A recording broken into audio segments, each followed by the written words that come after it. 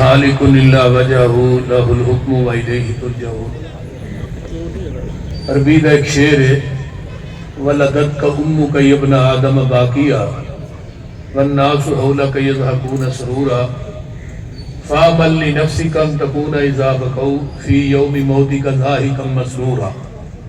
اے ابن آدم، جدو تیری ماں نے تینوں پیدا کیتا تو رو رہا سے، جگ ہس رہا سی۔ ہن اعمال اور کردار اس قسم دا پیدا کر کہ جڑے تیرے آن دی وجہ تو ہس دے سنو، تیرے جان دی وجہ تو رون، تینوں کدے ککھ بھی رون ایتھوں دی محمد دا غلام نہ گیا سی۔ فی یوم موتی کا ضاحکا مسرورا، تو اللہ دے دربار دے اندر اپنے اماں دی وجہ تو ہسدا ہو۔ بعض بندیاں دے جنازے اٹھدے نے، لوکی نفل پڑھدے نے کہ اللہ شکر ہے بندہ مر گیا ہے، وہ جہان نو سکون آئے گا۔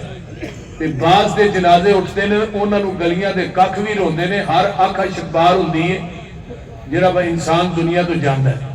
امام احمد ابن حنبل رحمہ اللہ دی ایک بات مینوں یاد آ رہی سی، جدو بادشاہ وقت نے انہاں نو ماریا، 3 بادشاہاں نے ماریا۔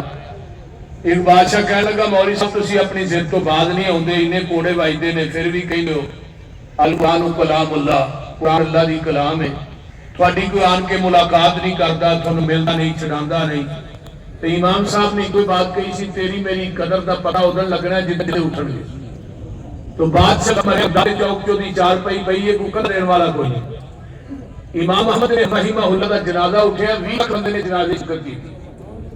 بڑے بڑے یہودی عیسائی جنازہ میں کے کلمہ پڑھ کے مسلمان ہو گئے، جنازہ پڑھ کے لوگ فارغ ہوئے۔ حافظ ابن کثیر آندے نے اللہ تے معاف کر چڑیا سی، جنہاں دا جنازہ پڑھیا ماں دے گناہ بھی معاف چڑے۔